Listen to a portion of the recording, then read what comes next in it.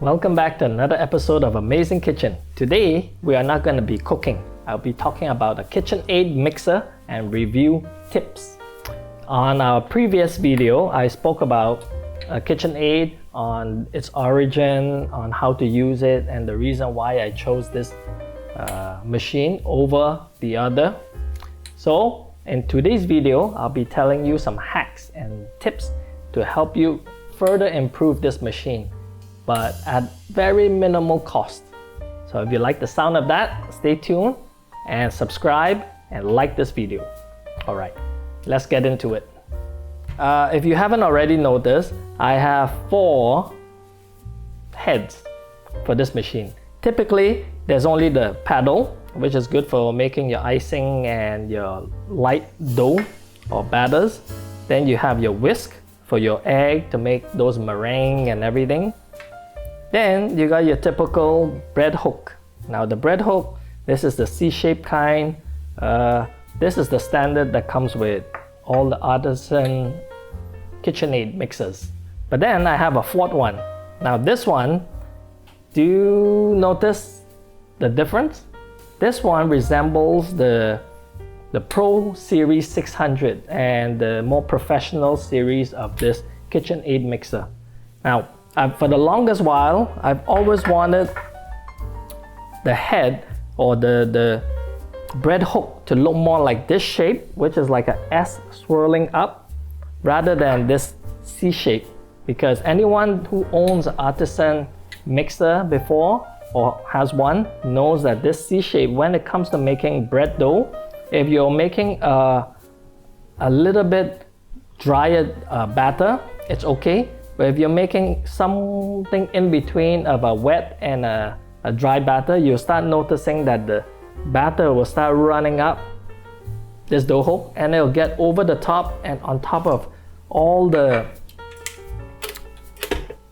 tip of this mixer, and it becomes very difficult to clean because the Pro Series 600 and the Pro Series Professional, those all come with a dough hook of this shape.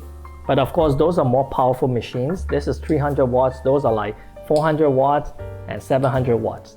So the bowl is bigger also, so you need a bigger machine, a more powerful motor to spin the bigger batter.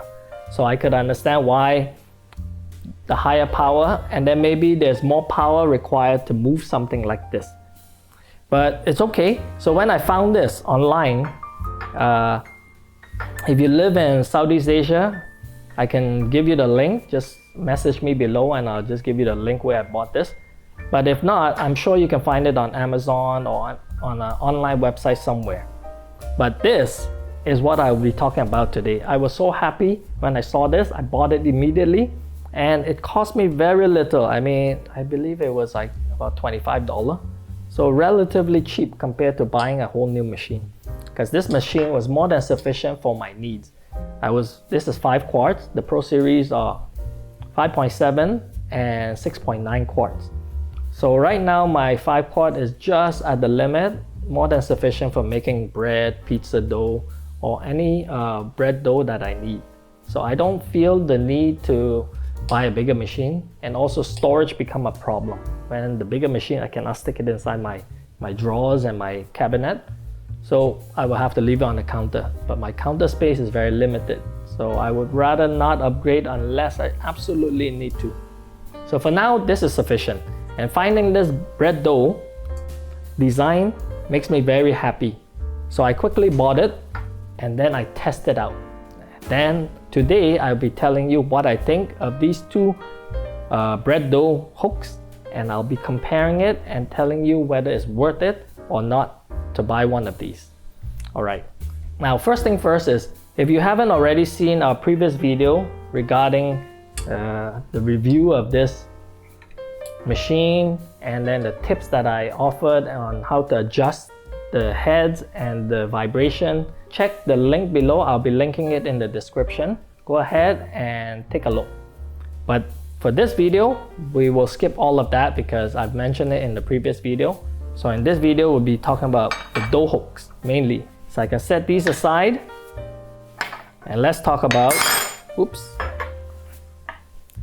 I'll be talking about the two different dough hooks. Now, first, let's go and compare the size. Now, if you can see, the sides are more or less level. Okay, this is not that much longer than this one. I think maybe just by about 2 millimeters. In terms of weight, you can tell this one is a lot heavier. So let's see how much does this one weigh. Now let's tear this. Okay, now let's take a look. This one is about 150 grams. And this one is about 300 grams. So this is just about double the weight of this one. Now it is quite a lot heavier, but of course this is built a lot stronger also. This is probably magnesium aluminum, but this is stainless steel for sure because it has some weight to it. I don't mind the weight as long as the machine can spin it. Remember, this is only 300 watts. So can it spin with such a dough with this extra weight on? So I've tested it and I can tell you that there's no problem. It can spin the dough just fine, and I don't even notice a slowing down or the machine showing any signs of struggle. But in terms of design, I like this one a lot more because for the longest while when I make my dough, the dough keep creeping up to the top of this, and then it gets over the top onto my springs and the tip of this. And I didn't like it because when it comes to cleaning, it was difficult, and kneading the dough was also difficult because a lot of the time this would spin and just toss the dough around, and it's never really kneading the dough. It's not wrapping the dough in on itself to get a proper knead. So this, you tend to always have to stop the machine, adjust the dough a bit, then set it back in, and there's a constant just adjustment.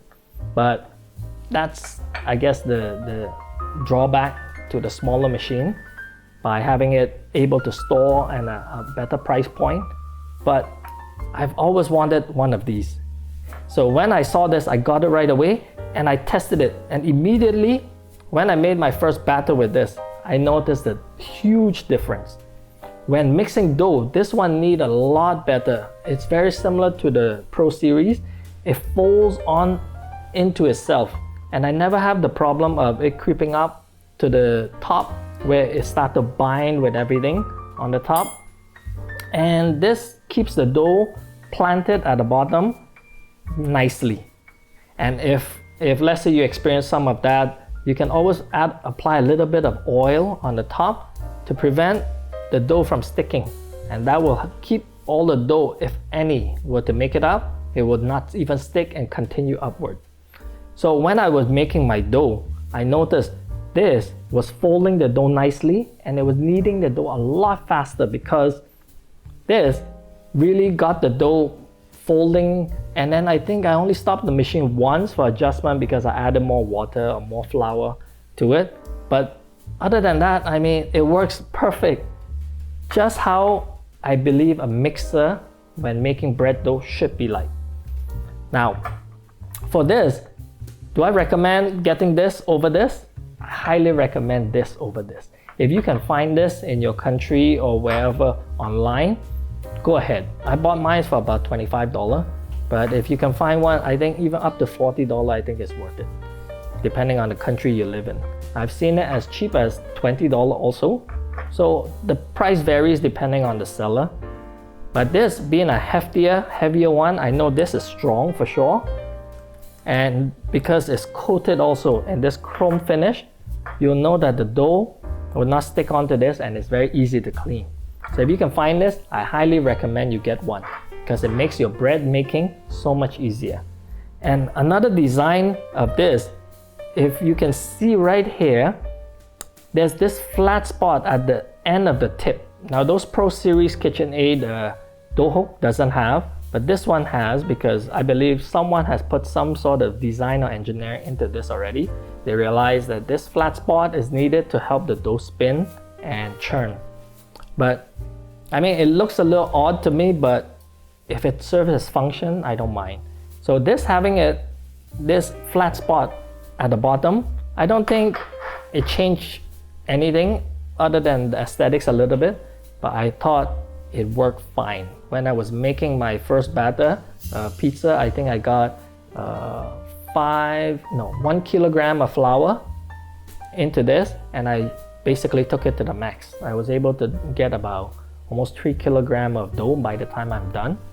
And this had no struggle mixing the dough, and it got it kneaded properly. So I was very, very happy. For a long time, I was pondering whether I should upgrade or not, because I simply wanted to upgrade to get the dough hook like this. And I know this dough hook works a lot better because you can see a lot of reviews online and everyone talks about using such a dough hook. They had no problem with dough rolling around as a ball inside your bowl or not kneading properly because of this shape. So I always wanted one, and when I saw this, I quickly got it and tested it out. I was the guinea pig for you, and I tested it out, and I can assure that it is worth it. Get it, absolutely. If you're a bread maker or you're a dough maker and you're constantly struggling with the dough climbing up and fiddling and not getting the proper kneading, I highly recommend you upgrade and get one of these. This was very easy to clean after the dough making. Nothing stuck to the dough hook, and it just rubbed right off. So look how shiny it is. Got this for about 2-3 weeks already. It's fine, no rust, so I guess it's good. If you ever find something like this in your local grocery store, which I highly doubt it, because Kitchenaid makes a lot of accessories, but this is one accessories they don't have for at least the 5-quart. I don't know, for whatever reason, maybe to separate the Pro Series from the Artisan Series, but I highly recommend getting this dough hook. With this dough hook, it just completes this package nicely. I can now make my different batters together with my bread without any need for any more upgrade. I was very happy with it, and this machine is not new. In case you don't already know, if you saw my previous video, this machine at the time was about 3 years old, and now it's already almost 2 to 3 years into it, and it's still pulling strong.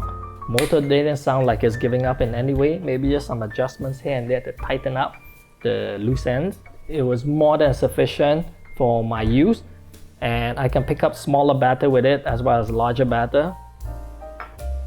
No complaints. I mean, for the value that I get from this, there's no complaint at all. Highly recommend. I mean, I think I've repeated that so many times already in this video. So this is the perfect hat for the Kitchenaid Artisan. This only works with the 5 quarts. The 4.8 quarts might still work because the bowl is smaller. This might bottom out, so you might have to do some adjustments at the bottom.